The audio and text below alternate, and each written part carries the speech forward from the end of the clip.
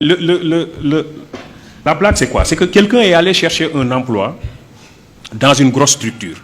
Il voulait être gardien, parce que lui n'est pas allé à l'école. Il voulait être gardien dans cette structure. Il s'est présenté au directeur des ressources humaines, qui lui dit: est-ce que tu as une adresse mail pour qu'on vous envoie le dossier à fournir?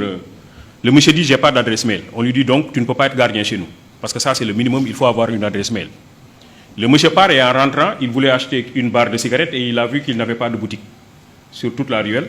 Dit: ça c'est une idée pour moi, je vais commencer par une petite table et je vais vendre des barres de cigarettes. Il commence par cette affaire qui marche bien. Après, il vend des journaux. Après, des crédits téléphoniques. Après, il installe une boutique. Et après, il a un grand domaine commercial. Et un master en comptabilité est venu le voir pour être recruté dans son entreprise. Alors, et le monsieur lui dit: moi, je suis titulaire d'un master en comptabilité, je veux être recruté dans ton entreprise. Je veux que tu me donnes ton adresse mail. Et comme ça, une fois à la maison, je t'envoie tout mon dossier dans ton adresse mail, dans ta boîte mail. Et le monsieur lui dit: j'ai pas d'adresse mail. Il dit: toi, tu n'as pas d'adresse mail et tu es propriétaire de ce grand domaine commercial. Si tu avais une adresse mail, tu serais le plus grand opérateur économique du monde. Il lui dit: si j'avais une adresse mail, je serais gardien. En réalité, ce que je vous dis, c'est que c'est ça aussi l'entrepreneuriat.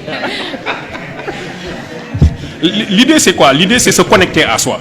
Et pour pouvoir interroger les multiples opportunités qui existent dans la localité, dans l'environnement. Nous avons un système de formation qui nous déconnecte de notre environnement et qui nous déconnecte de nous-mêmes.